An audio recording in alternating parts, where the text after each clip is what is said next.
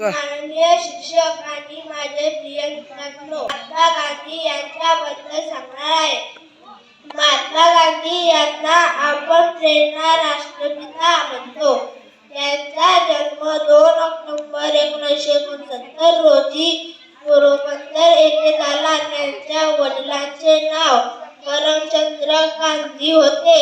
आई पुतळाबाई या धार्मिक व सत्यप्रिय होत्या. गांधीजींना सत्य आणि अहिंसा हे जीवन मूल्य स्वीकारले.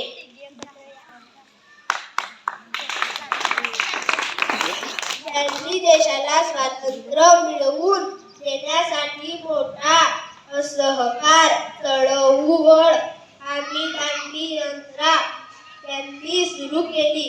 त्यांनी अन्यायाविरुद्ध शांततेने लढा दिला.